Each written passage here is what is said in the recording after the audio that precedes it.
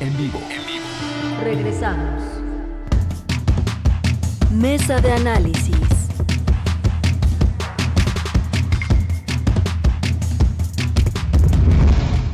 Bueno, estamos esta mañana con nuestro queridísimo Fabricio Mejía Madrid, para hablar de varios temas. Fabricio, le mandamos un fuerte abrazo a Ana Lilia Pérez Mendoza, que no estará este viernes, ya la esperamos en las próximas mesas, pero por lo pronto le mandamos un abrazo que no pudo estar ahora. Pero bueno, Fabricio, hay muchos temas. Venimos de escuchar el tema de la disculpa pública del Estado mexicano por la masacre de Acteal. Volvemos a hablar de, en este caso, el expresidente Ernesto Zedillo. Se sigue hablando de la consulta nacional para saber si hay o no materia para enjuiciar expresidentes, y seguimos abiertos en este debate, Fabricio, que involucra muchas cosas. Estamos también viendo informaciones nuevas en relación a Juan Collado. Déjame abrir el otro espectro de información respecto a un expresidente, en este caso Carlos Salinas. Información que desde Chihuahua está surgiendo. Hablamos con el fiscal César Augusto Peniche esta semana, que nos confirmó que efectivamente hay una orden de aprehensión que se cumplió en contra de Juan Collado, a quien involucran en una circunstancia que, jalando la hebra, lleva hasta el expresidente Carlos Salinas de Gortari por haber recibido beneficios a través de Juan Collado, por haber prestado asesoría a César Duarte, que pretendía dirigir la presidencia del PRI nacional. O sea que tenemos simultáneamente, Fabricio, varios elementos que conducen a la actuación de expresidentes de la República en diferentes circunstancias, y la cuestión abierta sobre si habrá o no una consulta, que queda por saberse con qué pregunta, para saber qué impacto tendría a la hora de investigar o no a exmandatarios de México. Es un tema del cual hay que seguir hablando. Fabricio, buenos días y bienvenido. ¿Cómo estás? Buen viernes. Buen viernes, Carmen. Le mandamos un abrazote a Ana Lilia Pérez y esperamos que no nos deje tan solitos la próxima semana. Exactamente. Sí. Estaba escuchando a Germán Bellinghausen y recordaba yo ese sexenio de Zedillo, que pareciera ya a la distancia no tan grave como la pesadilla del gobierno de Felipe Calderón o la rampante corrupción del gobierno de Peña Nieto, pero hay que recordar que Zedillo emprendió contra las organizaciones sociales, las organizaciones indígenas, una guerra sin cuartel, con el uso de paramilitares, y que uno de sus episodios más lamentables fue la matanza de Acteal el 22 de diciembre del 97. Estaba yo, mientras hablaba Germán, estaba leyendo lo que dijo la Procuraduría General de la República en esa época, presidida por Jorge Madrazo Cuellar, atribuyendo la matanza de Acteal a la idiosincrasia de las comunidades indígenas y a su incapacidad, y estoy citando literalmente, para resolver problemas internos basados en los derechos humanos. Es decir, toda esta narrativa, le llamaríamos ahora, del gobierno de Zedillo contra las comunidades indígenas, diciendo que en la esencia de las comunidades indígenas hay una violencia, digamos, natural, idiosincrática, y que era para justificar esta idea de que Acteal había sido un conflicto entre indígenas por un pozo de agua o de arena. Y hay que recordar que también el presidente Zedillo no solamente es autor del FOBAPROA, que nos tiene endeudados hasta la fecha, sino también del episodio absolutamente vergonzoso, también de la Procuraduría de Justicia, nada más que en ese entonces de Antonio Lozano Gracia, de Acción Nacional, que como procurador hizo, digamos, averiguaciones con base en los testimonios de una bruja llamada La Paca. Ahí estaba su director de comunicación social, Juan Ignacio Zavala, sacando con la prensa enfrente una calavera de un patio supuestamente enterrada por Raúl Salinas.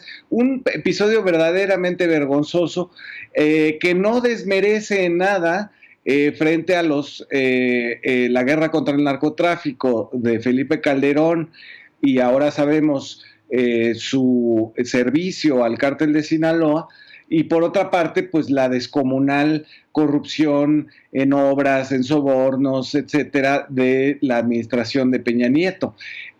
Todo esto necesita ser procesado por la sociedad de alguna manera, Carmen. No podemos estar diciendo que la consulta, como dicen los críticos de la consulta para enjuiciar a los expresidentes, sea que no se puede consultarle a la gente la ley. No se trata de eso. No se trata de un asunto, digamos, administrativo o meramente formal. Se trata de procesar una indignación moral de la sociedad. Ahí están las encuestas donde más del 80%, 85% de la población encuestada piensa que sí se deben de enjuiciar a los expresidentes por las tropelías que cometieron al amparo de la impunidad y de este pacto de silencio que existió de un gobierno a otro, no importando si había la llamada alternancia o no entre Acción Nacional y el PRI. Ese pacto de silencio se mantuvo y era la base de la propia alternancia. No había más que en estas elecciones supuestamente muy limpias, más que dinero ilícito, sobornos y este acuerdo sobre no perseguir a los anteriores gobernantes. Esto me parece que está en el fondo de ese reclamo que tenemos como ciudadanía de que se enjuicia a los expresidentes. No se trata, y esto hay que precisarlo, de que el sufrimiento de los expresidentes, si llegaran a la cárcel, digamos que ese sufrimiento no llevaría nada por sí mismo, digamos, no interesa la venganza, sino que se sepa la verdad. Yo creo que en el fondo de la consulta, de esta idea de la consulta que ya ha sido retomada por los ciudadanos en varios estados del país, en el fondo está la idea de procesar esta humillación reiterada, sexenio tras sexenio, de las barbaridades que cometieron los expresidentes, y también de saber la verdad, de saber qué fue lo que pasó, cómo está conectado, cómo estos hechos en apariencia aislados constituyen una panorámica organizada de saqueo al país, de corrupción, de decisiones tomadas no con base en lo que se había dicho en las campañas, las promesas de campaña, sino en acuerdos entre privados. Y ahí es donde está, digamos, la idea de que sirva de ejemplo este enjuiciamiento a los expresidentes para que no se vuelva a cometer este tipo de actos, ¿no? Ese es el sentido de la consulta. Yo no creo que sea, como se ha tomado en algunos medios, un asunto que debe de ser debatido solo por los abogados o los constitucionalistas, sino que tiene que ver con un nivel de indignación de la sociedad y cómo se procesa esa indignación. No podemos negar que existe y por lo tanto hay que procesarla políticamente, ¿no? Pues ahí está un tema enorme, sin duda, del cual pues seguiremos hablando, Fabricio. Déjame hacer una pausa, necesitamos hacer un corte. Saludos a las estaciones de Grupo Radio Centro en toda la República Mexicana. Y bueno, después del corte volveremos contigo para seguir conversando, hablando de cosas que han ocurrido en nuestro país y que ahora están teniendo vertientes judiciales. Hay que detenernos también en un punto que tiene que ver con la actuación de la Procuraduría General de la República en otros momentos de la historia relativamente reciente, porque surgen cosas como esta, Fabricio. Un tribunal federal le ha ordenado a la Fiscalía General de la República que investigue la actuación de quien fuera procuradora, Marisela Morales, en el sexenio de Felipe Calderón, y está obligando este tribunal a la Fiscalía, está pidiéndole a la Fiscalía que reabra la investigación, pues para ver exactamente qué pasó con la manipulación de testigos protegidos durante la gestión de esa Procuraduría.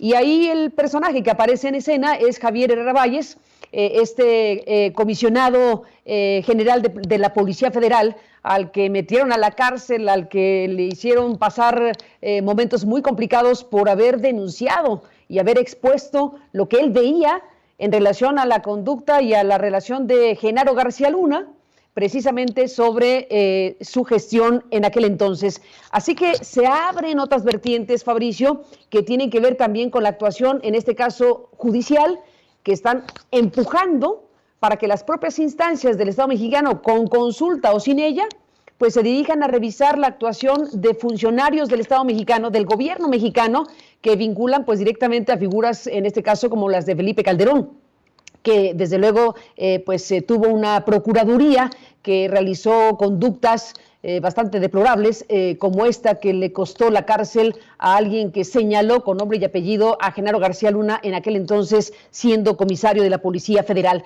Así que bueno, retomamos el hilo y vemos este mapa de cosas, los elementos que están involucrados en este instante 2020, que nos recuerdan asuntos que ya medio se conocían, otros que no se conocían, otros históricos como Acteal, otros como el de Herrera Valles, que algunos hemos seguido muy de cerca en los últimos años.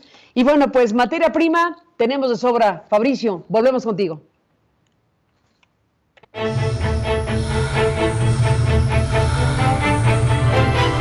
Lo mejor de Aristegui Noticias.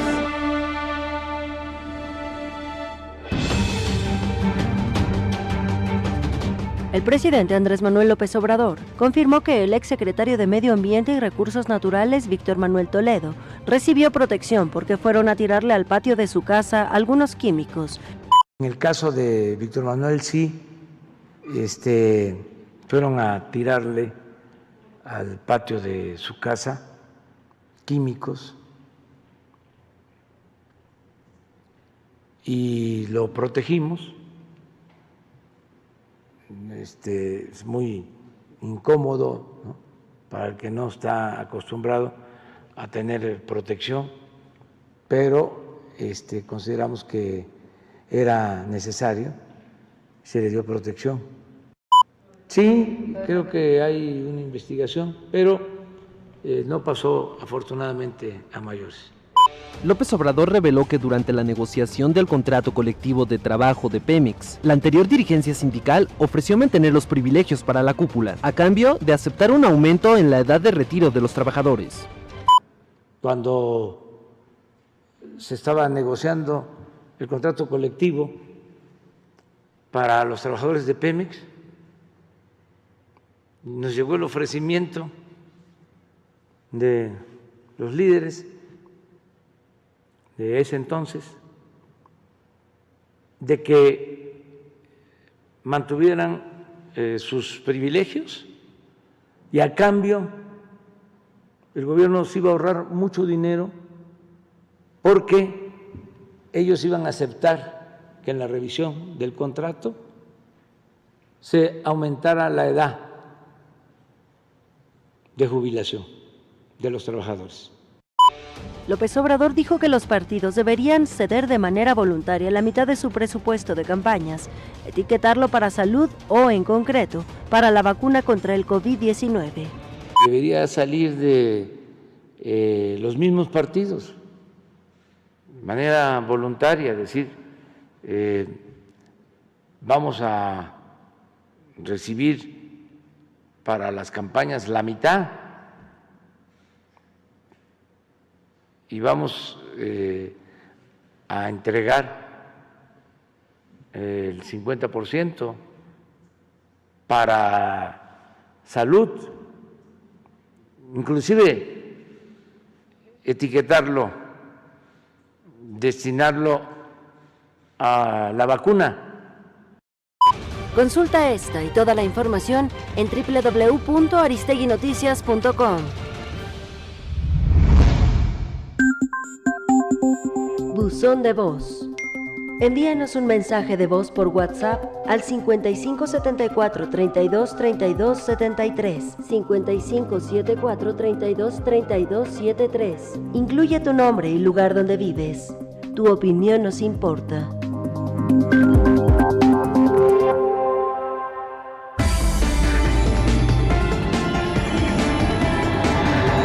Aristegui, en vivo.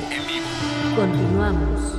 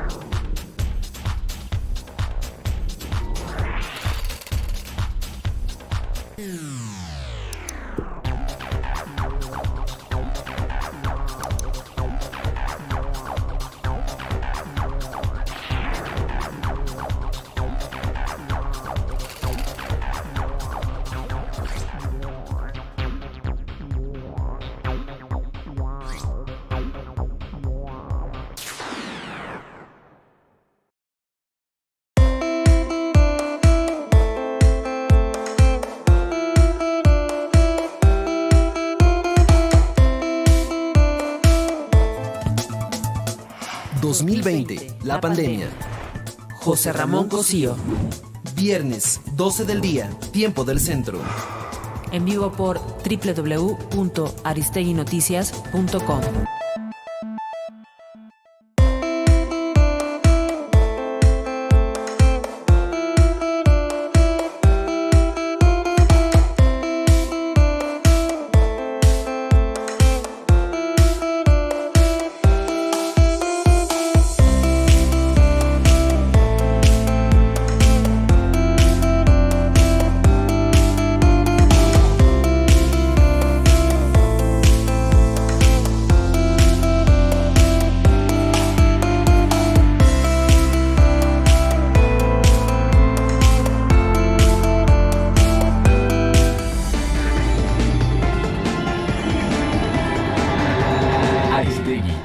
En vivo. Regresamos. Mesa de análisis.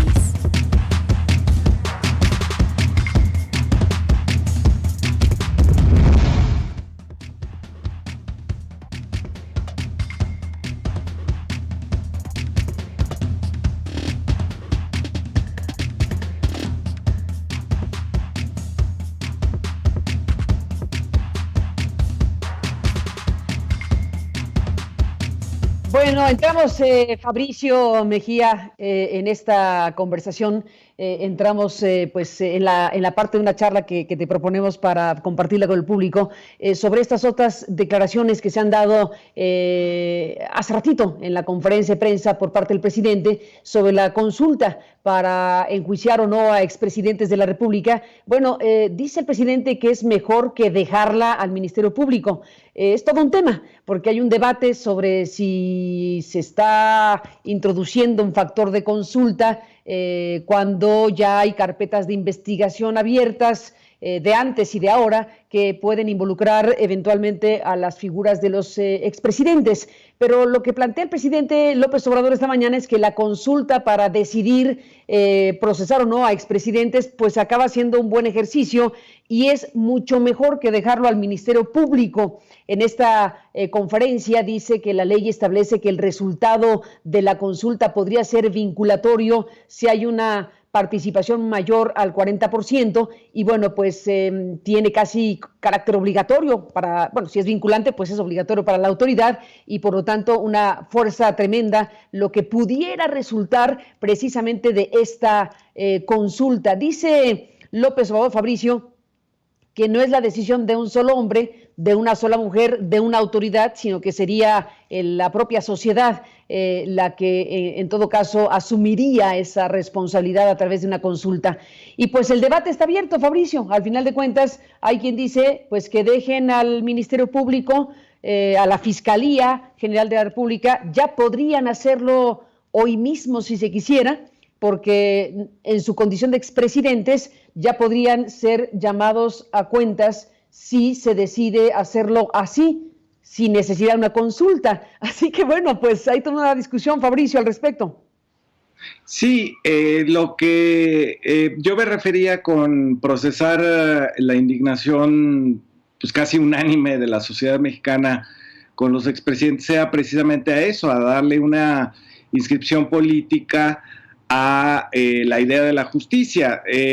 Hay que recordar que, bueno, no somos un país en donde ni el Ministerio Público ni los jueces tienen legitimidad por el grado de, digamos, por lo menos errores que han cometido en el procesamiento, ¿no? Esta idea muy indignante para la sociedad de la literalidad de la ley cuando se aplica a los enemigos está en el fondo, digamos, del movimiento López Obradorista en el país. Hay que recordar que el López Obradorismo surge de un fallo judicial para desaforar al entonces jefe de gobierno de la Ciudad de México, que pues literalmente, digamos, en lo formal, podría haber sido legal, pero no era legítimo.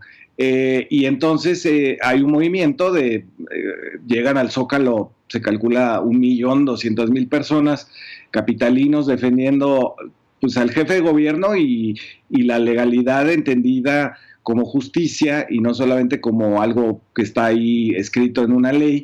Y entonces se enfrentan estas dos visiones. Ahora, lo que hay que decir es que la Fiscalía digamos que una consulta no anula lo que la Fiscalía está haciendo, sino que lo fortalece, ¿no? No es que sea una u otra, ¿no? Que, como dicen los abogados que se resisten a la consulta, es que la gente va a votar lo que se debería de hacer por ley, van a influir en la autonomía sacrosanta del Poder Judicial mexicano. Y no, de lo que se trata es de dos vías, digamos, de procesar ese conflicto que tenemos, que es por un lado, digamos, todo lo que tiene que hacer la Fiscalía y otras instancias del gobierno para acusar a los expresidentes. Ahí está lo que mencionabas tú en Chihuahua, de que hay que tener, digamos, algo con lo cual acusar a Carlos Salinas de Gortari por haber recibido 13.7 millones de pesos en una especie de intercambio, según se ve, por la presidencia del PRI.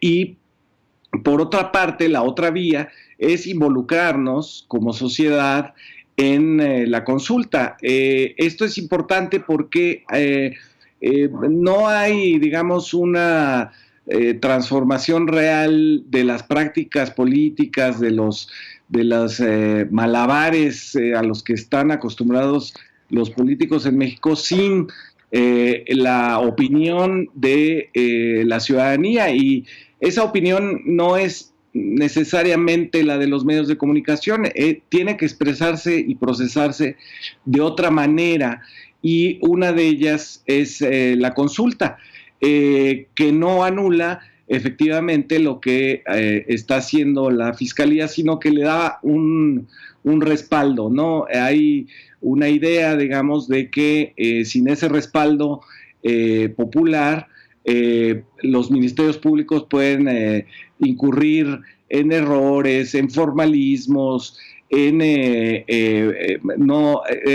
apegarse tanto a la ley que acaban por cometer una injusticia, ¿no? Que ha sido, digamos, el el pan de todos los días de la justicia mexicana, que encuentran que el delito ya prescribió, que no hay debido proceso, etcétera. No se trata de violar el debido proceso, sino de respaldar con una votación amplia la idea de la justicia, y que justicia y ley coincidan de alguna manera, ¿no? Ni más ni menos que justicia y ley coincidan de alguna manera. Pues ahí está el debate abierto, Fabricio, como siempre. Pues gracias por estar este viernes para hablar de todo esto, y como siempre seguiremos en contacto. Un abrazo y buenos días. Un abrazo, Carmen, muchas gracias. Un abrazo al auditorio. Al contrario, gracias, Fabricio Mejía. Y bueno, pues comentábamos hace rato aquí mismo con Fabricio en el bloque anterior sobre esto que se da a conocer respecto a un tribunal federal que pues está ordenando a la Fiscalía General de la República que